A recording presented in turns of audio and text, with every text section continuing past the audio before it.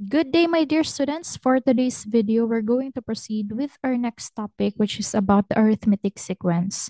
So the learning competency that we wanted to target in this video is that you, my dear learners, should be able to illustrate the attributes of arithmetic and geometric sequence and also solve problems involving arithmetic and geometric sequence. However, in this video, we're going to focus first on arithmetic sequence, and on the next video, we're going to discuss the geometric sequence. Okay, so ito po yung summary ng pinaka-difference ni arithmetic sequence and the geometric sequence. So first is the pattern. Ang pattern po ni arithmetic is that meron po tayong same number na laging ina-add. Kay geometric po, yung same number po laging i-multiply. Again, kung sa arithmetic po ina-add yung same number, kay geometric po, meron po tayong same number na minumultiply. For example, we have here a sequence 2, 5, 8, 11, 14. So ano po yung same number na ina-add? So si 2 po pag in-add ni 3, so that is 5. 5 plus 3 again, that is 8. So 8 plus 3, that is 11. And 11 plus 3, that is 14. So there is the common difference. Yung tawag po natin sa same number na laging ina-add is the common difference. Opo. So meron po tayo ditong number 3 na laging ina-add para mag-lead tayo sa next term natin. And we call that the common difference. So when we are solving for the nth term, so ang formula pong ginagamit natin is a sub n, or the nth term is equal to a sub 1, which is the first term, plus n minus 1. So n po is the number of terms and d po is the common difference.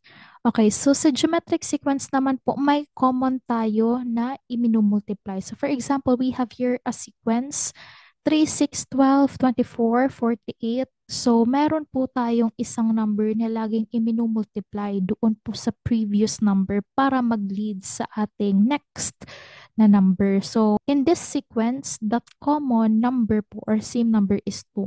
So, 3 times 2, that is 6. 6 times 2, that is 12. 12 times 2, that is 24. And 24 times 2, that is 48. Ngayon po, si 2 na lagi nating i-multiply doon po sa last number para makarating po sa next number, we call that the common ratio.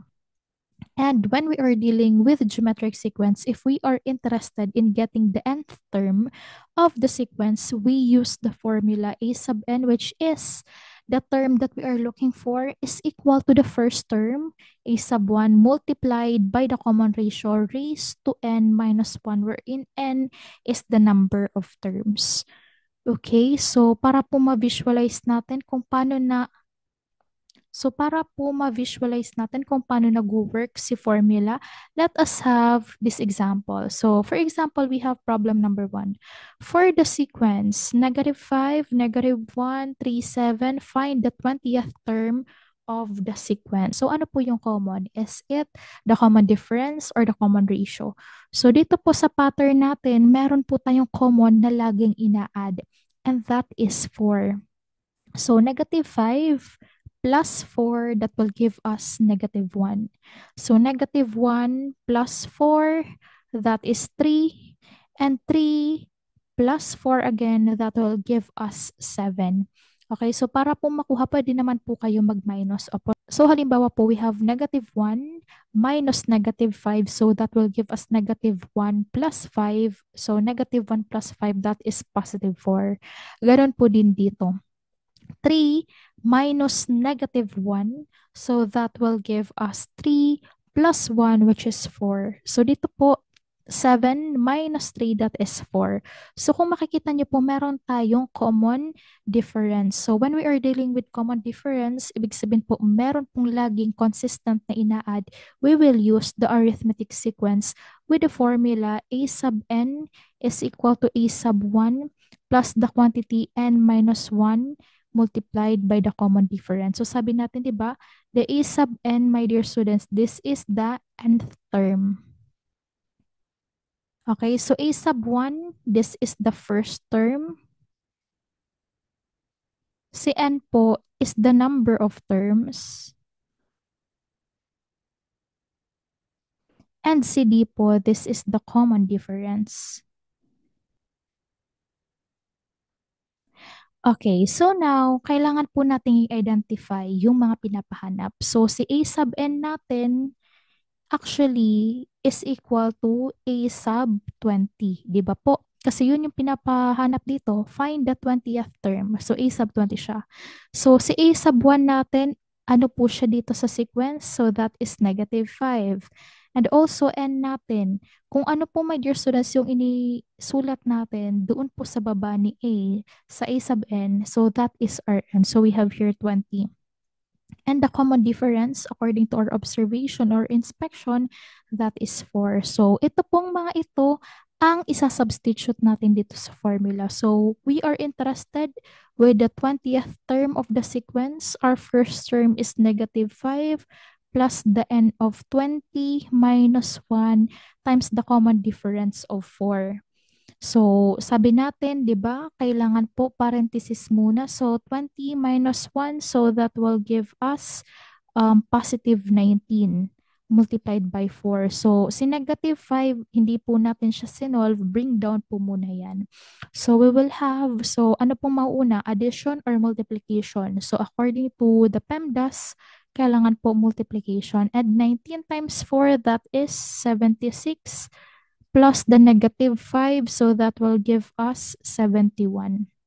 So meaning to say the 20th term po of this sequence is 71, and that is our final answer. Okay, how about this one? Problem number 2, for the sequence 25, 35, 45, 55, 65, and so on. Find the common difference. Now, I want you to pause this video and please try this on your own. So first, let us identify what kind of sequence we are given with. So, 25, 35. So, meron po ba tayong common na i-multiply or may common na ina-add? So, dito po, so 35 minus 25. So, actually, that is 10. So, we have 45 minus 35. That is also 10. And 55 minus 45. That is 10. And 65 minus 55, that is 10. So meaning to say po, my dear students, alam natin that the common difference is actually 10 po by observation. Pero if we want to use the formula, so we have A sub n is equal to A sub 1 plus n minus 1 multiplied by the common difference. So here in this problem, i-assume natin na ito muna po yung ifo-focus natin. This is if we want to use the formula. Opo, i-check natin kung 10 po ba si common difference. So, our last term in this sequence is 65 is equal to our first term, which is 25. Plus, and pang ilan po si 65? So, 1, 2, 3, 4, 5. So, ibig sabihin po pang fifth tayo, minus 1 multiplied by the common difference. So we have here 65, hindi po muna natin siya isosolve. Opo, dahil lang una natin isosolve is parenthesis. Lahat po ng hindi isosolve, bring down po muna siya. So we have here 25 plus 4D. At saka natin siya i-multiply kay D. So, ano po yung next natin gagawin? Lahat po ng walang D sa isang side lang. Lahat po ng may D doon sa kabilang side. Apo, pero dito, gawin na nating positive si D, kaya dito na nating side si D. Okay, so we have here 65. Wala pong magbabago kay 65 kasi nasa left side po siya of our equation. Pero sa 25, from the right side, kapag inilipat po natin siya sa left side, that is magiging from positive, magiging negative. So we have negative 25 is equal to the 4D. So 65 minus 25, so that will give us 40, right? So is equal to 4D. Ano pong ginagawa natin to eliminate the 4? So para po ma-isolate si D, we need to divide both sides by 4. So that will give us with the common difference, which is equal to 10. And this, my dear students, is our correct answer, which is actually correct to our inspection a while ago. Okay, so actually, kung yung tanong lang naman is the common difference, we can use this one. Opo, yung mas madali. Pero if we want to use the formula, we can use the formula as well. Okay, how about if we are given with this problem? So I want you again to pause this video and please try this on your own. Okay, so sana po na-try na. For the sequence 4, 10, 16, 22, and so on, in which term does 100 appear?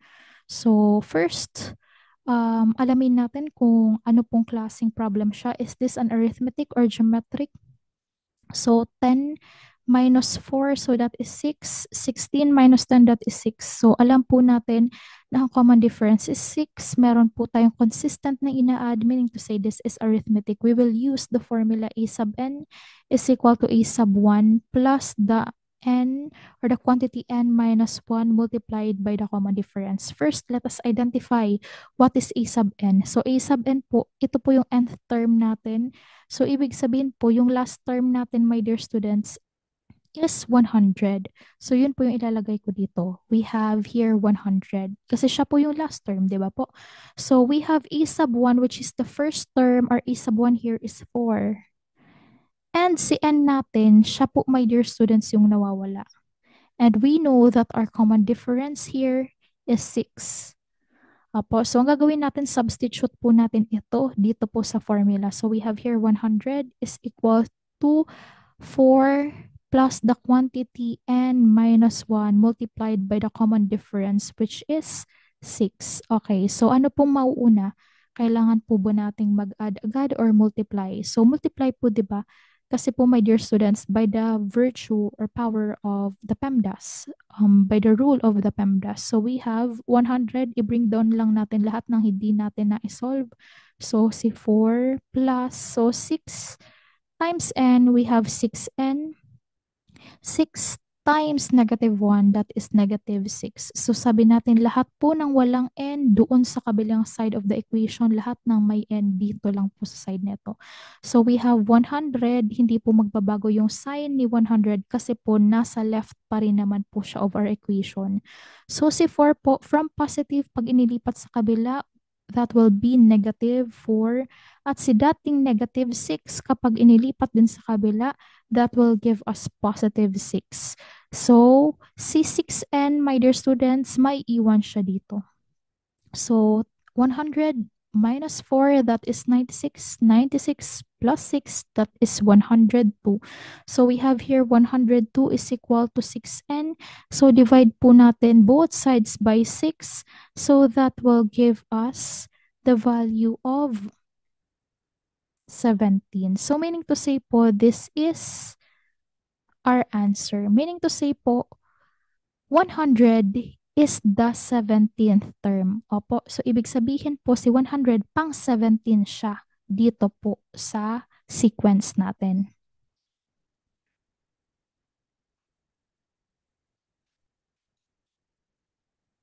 Okay, clear? So, if there are still questions, please don't hesitate to comment down below or you can reach me in my messenger account. Please don't hesitate to ask question, okay?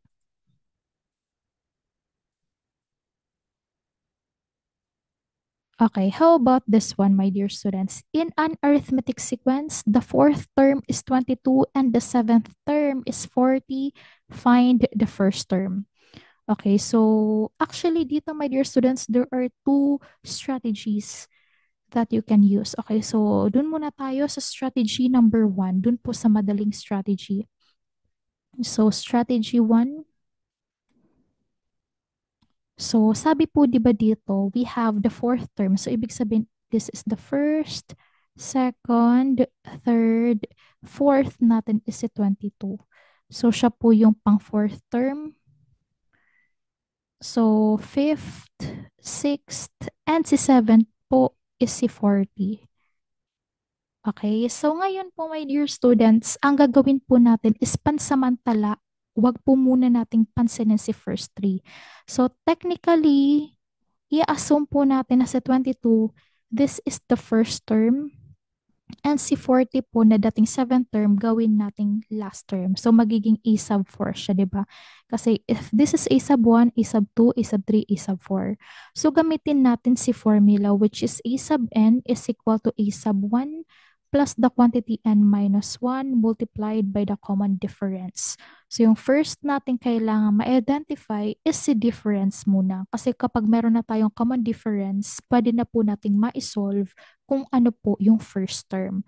Okay, so in this problem po, or ito po sa inassume natin, our a sub n or the last term is 40. Kaya isusulat ko dito, we have here 40.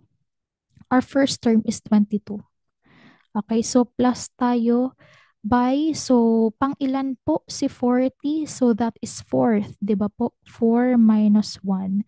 So the common difference, my dear students, is hindi pa natin alam. Kaya di lang yung isusulat natin. So we have 40 is equal to 22 plus 4 minus 1, this is 3D. Okay, sabi natin lahat ng may D dito sa side na to, lahat ng wala doon sa kabila. So we have here 40. Okay, from positive 22, pag inilipat natin sa kabila, that will give us negative 22 is equal to 3D. So si 3D, maiiwan po sa right side of the equation. So 40 minus 12, that is 18, is equal to 3D. So para ma-isolate si D, we need to divide both sides by 3. So that is equal to 6. So meaning to say po, our common difference is 6. Pero my dear students, hindi pa yun yung tanong. Kasi ang tinatanong sa atin, di ba, what is the first term? Meron lang tayo dito na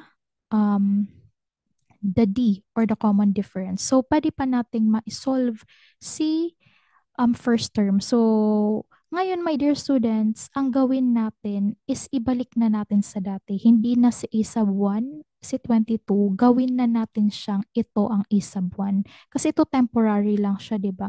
So, yung pong real na sequence na yung gagamitin natin. So, we have a sub n is equal to a sub 1 plus the quantity n minus 1 multiplied by the common difference.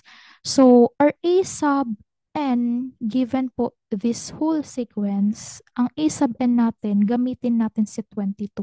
So, 22 tayo. And our a sub 1, siya po yung pinapahanap, plus the quantity. Pang ilan po si 22? Pang 4. 4 minus 1 multiplied by the common difference na nasolve natin, which is 6. Diba po? So, multiply natin by 6. So, we have here 22 is equal to a sub 1 plus 4 minus 1, that is 3. Okay, so 3 times 6, my dear students, that is 18. A sub 1 is equal to 22. So sabi natin, di ba, ang goal natin is maiwan lang si a sub 1. Ano po yung gagawin natin para po maiwan lang sa isang side si a sub 1? So ilipat natin doon sa kabila. So we have here 22. From positive 18, magiging po siyang negative 18. So that will give us a sub 1. So 22 minus 18, that is equal to 4. Ibig sabihin po, my dear students, our first term is 4. And that, my dear students, is the correct answer for strategy 1 alone. Okay, so paano naman po, my dear students, yung sinasabi natin na strategy number 2? Okay, so under the strategy number 2, pwede tayong gumawa ng mga formula po. Okay, so for example here, sabi natin 'di ba, our fourth term is 22. Pwede po natin gamitin actually si a sub n is equal to a sub 1 plus the quantity n minus 1 multiplied by the common difference. So, si a sub n natin is gamitin natin si 22 for example. So, 22 tayo is equal to a sub 1. Wala pa tayo yan. Plus, pang ilan po si 22? So, that is fourth po, di ba? Minus 1 multiplied by the common difference. So, we have 22 is equal to a sub 1 plus 3D. This is the first equation. In the second equation naman, we have a sub n again, a sub 1 plus n minus 1 multiplied by the common difference. So this time yung given natin is C, 40. So lagay natin dito 40. A sub 1, wala pa tayo dyan. Plus the n natin is pang ilan po si 40? Nakalagay dito na 7. Opo, wag pong maguguluhan dito sa strategy 1 kasi ito pong a sub 4 and a sub 1, temporary lang po ito under the strategy number 1. So strategy number 2, alisin na po yun. Opo, hindi po connected sa strategy 1 kay strategy 2. So ito po parang isolated po itong strategy. So pang ilan po si 40? Nakalagay dito pang 7th. Kaya ilalagay ko po 7 minus 1 multiplied by the D. So we have 40 is equal to A sub 1 plus 6D. And this is the second equation. So, katulad din kanina, we need to get the common difference first. At pag may common difference na tayo, pwede na nating masolve what is the A sub 1 using any of this formula. So, nakalagay dito, di ba? Ang gagawin natin, si 2, ima-minus natin kay 1. So, we have here 40 is equal to A sub 1 plus 60 minus natin by 22 is equal to A sub 1 plus 3D. So, 40 tayo minus 22, so that is 18 is equal to A sub 1 minus A sub 1. So, makakancel siya, di ba? So, 6 minus 3, so that is 3D. So, divide both sides natin by 3 by 3. So, our common difference is still 6, katulad po nung na-compute natin dito. Opo, ibig sabihin nagmamatch naman. So, using our common difference, halimbawa, using the first formula, so we have here the equation 1. So, 22 tayo is equal to A sub 1 plus the 3D. So, si common difference natin, 22 is equal to A sub 1 plus 3. The common difference is 6. So, 6 times 3, that is 18. So, A sub 1 is equal to 22. So, sabi natin, lipat natin sa kabila para maiwan si A sub 1. So, 22 tayo minus 18, that is equal to A sub 1. 22 minus 18, that is 4. So, this is the A sub 1, which nagtali naman dito. So, using the equation number 2, try natin kung maglilit tayo sa answer din. So, we have 40 is equal to A sub 1 plus 6D. So, 40 tayo is equal to A sub 1 plus 6 times 6. So, we have 40 here is equal to A sub 1 plus 36. So, lipat sa kabila. So, we have 40 minus 36 is equal to A sub 1. So, 40 minus 36, that is still 4. So, our A sub 1, my dear students, is indeed 4 using any of the strategy. Okay, so kung makikita niyo po, using the strategy 1, 4 siya. Using the strategy 2, nag-lead pa din naman sa 4. So, it's up to you, my dear students, kung ano pong strategy yung gagamitin niyo. Okay? Okay, so Jomar jogs 1.5 kilometers on the first day and increases the distance daily. By the 6th day, he jogs 6 kilometers. What's the daily increase? Okay, my dear students, in this problem, what is being asked? So, ang pinapatanong po, what is the daily increase? So, hanapin po muna natin what are the given. So in this problem, ang given po, my dear students, is Jomar jogs 1.5 kilometers on the first day. So ibig sabihin, alam natin na that is the A sub 1, 1.5 kilometers. And also increases the distance daily. So wala naman pong amount dun. By the 6th day, so ibig sabihin po, A sub 6 ito. By the 6th day, he jogs 6 kilometers. Okay? Basta po ang tatandaan, my dear students, si A sub 1 and si A sub n, lagi pong same ang unit niyan. So, ang pinapahanap po dito, since alam natin na A sub 6 is equal to 6 kilometers, and alam natin na ang last term is A sub n, so yung n natin, kung ano yung ginamit natin as subscript dito sa last term, that is Rn. So, in this case, that is 6. Okay, so ang pinapahanap sa atin is actually the common difference. So using our formula, A sub n is equal to A sub 1 plus the quantity n minus 1 multiplied by the d. So A sub n natin, that is actually A sub 6. So that is 6 kilometers, or simply 6, is equal to what is our first term, 1.5. Plus the n natin of 6 minus 1 multiplied by the common difference. So that will give us 6 is equal to 1.5 plus 5d. Bakit po ito yung inuna ko? PEMDAS po. Po parenthesis muna lagi. Then sabi natin, i-isolate natin si D. Kaya po si 1.5, lipat natin sa kabila. So 6 minus 1.5 is equal to 5D. So 6 po minus 1.5, that is 4.5 is equal to 5D. So we need to divide both sides by 5. So that will give us 0.9 kilometers. Okay?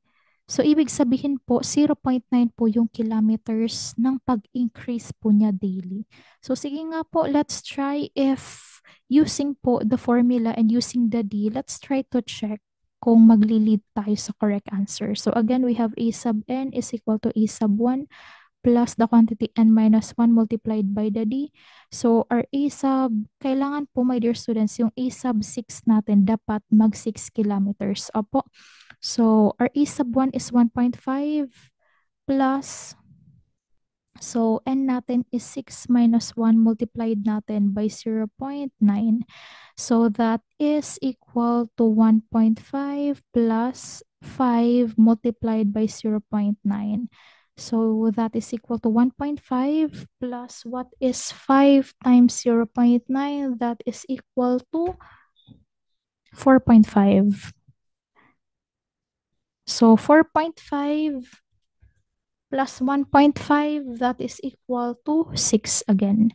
So, indeed, ano naman tayo, na-check natin na using RD po in the final term, po, that will give us also yung 6th term na 6 kilometers, which makes our solution correct.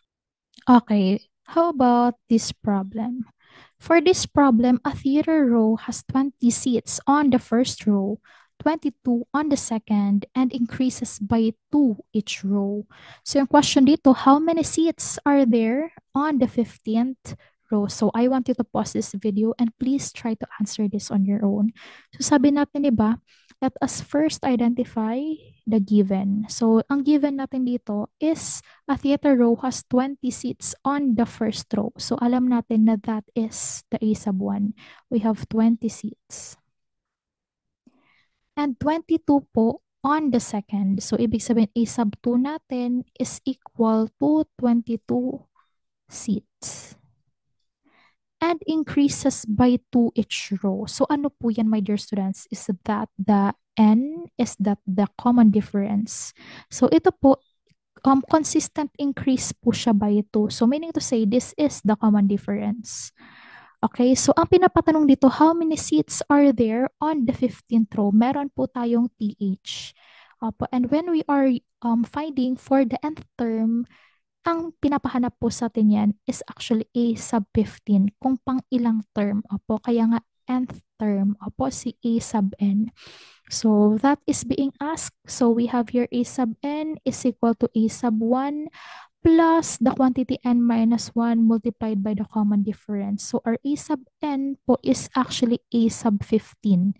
Yun po si A sub n natin is equal to what is our first term? That is 20. 20 tayo plus n natin. So, kung ano po yung ginamit natin dito, yun din po yung gagamitin natin dito. Kung ano po yung ginamit na subscript kay last term, so yun po yung gagamitin din natin dito. So, we have here 15 minus 1.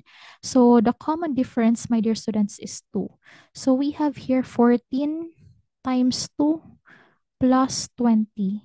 So, meaning to say that will give us 14 times 2, that is 28 plus 20.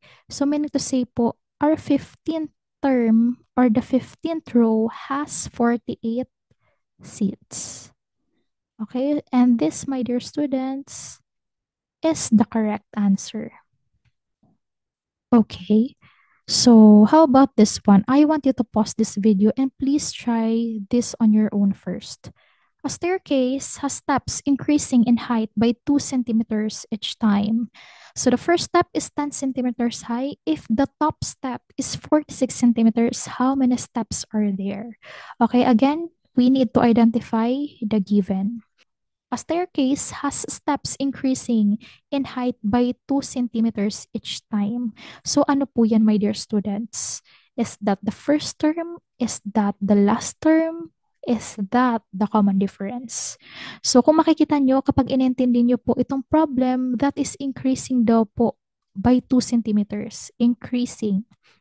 So ibig sabihin po, this is the common difference. So we have here the D, which is 2 centimeters. So, the first step is 10 centimeters. So, nakalagay dito first. So, we know that that is the first term. So, we have 10 centimeters. And the top step. So, since siya na yung pinakamataas, alam natin na that is the last step. So, we have here A sub n. Hindi natin alam kung pang ilan si step. Pero alam natin yung top step is si 46 centimeter. Ang pinapahanap po sa atin is how many steps are there. So, ang pinapahanap po, my dear students, is actually the n, the number of terms. Pang ilan daw po? Si 46. Parang ganun po yung ibig sabihin nitong problem na ito. So, again, we have a sub n is equal to a sub 1 plus the quantity n minus 1 multiplied by the common difference. So, our a sub n, that is 46 according to this given, is equal to, what is our a sub 1? That is 10 plus n natin, siya po yung nawawala, minus 1 multiplied by the common difference which is 2. So, ang gagawin po natin is always PEMDAS muna. So, since mauuna si multiplication kay addition, meaning to say we need to first distribute 2 both in n and in negative 1. So, we have 46 here is equal to 10 plus 2 times n, that is 2n, negative 2 times negative 1 times 2, that is negative 2. So, sabi natin, di ba, lahat po ng walang n sa kabilang side of the equation, lahat ng may n dito lang po sa right. So, we have 46 here. So, si 10, wala po siyang n, kaya lipat ko siya sa kabila. So, we have from positive, magiging siyang negative. So, si 2n, my dear students, stay lang siya dito. Si negative 2 naman, from negative, pag inilipat ko sa kabila, since wala siyang n, hindi po siya nararapat sa right side of the equation. From negative, that will give us positive. So, 46 minus 10, that is 36. 36 plus 2, that is 38. 38 is equal to 2n. So sabi natin, ang kailangan lang po natin si n. So anong ginagawa natin? In order for us to isolate n, we need to divide both sides by 2. So dividing both sides by 2, that will give us 19. So meaning to say po, my dear students, 46 is the 19th term. Okay, for problem number 8, a farmer sells his harvest at a local market. On his fifth delivery, he sold 85 kilograms of vegetables, and on his ninth delivery, he sold 121 kilograms. Assuming that the number of kilograms sold follows an arithmetic pattern, how many kilograms did he sell on his first delivery? Okay. So, yung unang gagawin natin is first identify kung ano yung mga available sa problem. So, a farmer sells his harvest at a local market. Wala pa siyang data. On the fifth delivery, so we know that that is a sub 5. On the fifth delivery, 85 kilograms daw po. So, we have a kgs for the kilograms of vegetable. And on the ninth delivery, so we have a sub 9. So that is 121 kilograms. So assuming the number of kilograms sold follows an arithmetic pattern, how many kilograms did he sell on the first delivery? So yung ang pinapahanap po dito is the first term. Okay, so kung tutusin, my dear students, para itong yung problem number 4. Opo, nakalagay lang siya sa situation. So, sige po. So, let's try to answer this using strategy number 1. If you want to use strategy number 1. But if you want to use strategy number 2, it is just the same. You can use it as well. Okay, so in my case, I want to answer this using the strategy number 1. So, sabi natin, di ba, fifth siya. So, 1, 2, 3, 4, and sa fifth, meron siyang 85. This is the fifth. 5, 6, 7, 8, and si ninth natin is 121. This is the ninth term. Pero pansamantala, gagawin ko siyang first term. At si 121 kung ito first, second, third, fourth, fifth. Ito po si fifth term ko. Okay, so using our formula, a sub n is equal to a sub 1 plus the quantity n minus 1 multiplied by the common difference. Ang goal po muna natin is to find what is the common difference. Okay, so using this data, ang last term natin is actually 121. Okay, temporarily, our first term is 85. So, ang ginagawa po kasi natin dito is first disregard the first na four terms na hindi pa po natin alam kung anong values. Okay, and let's focus on what is available. So, we have here n. So, pang ilan po si last term natin? So, fifth po temporarily. So, we have 5 minus 1 multiplied by the d. 5 minus 1, that is 4 plus 85 is equal to 121. So sabi natin, di ba, lahat ng walang D, doon lang po muna sa kabila. So we have 121 minus 85. Bakit po siya naging negative? Kasi po from right to left side of the equation, from positive, magiging negative siya by the power of subtraction property of equality. So si 4D na po, wala po siyang kasamang may ibang D. So bring down lang natin siya. So we have 121 minus 85, so that will give us 36. So we have here 36 is equal to 4D. So in order for us to isolate the D, we need to divide both sides by 4. Okay, so meaning to say po, our common difference is actually 9. Opo,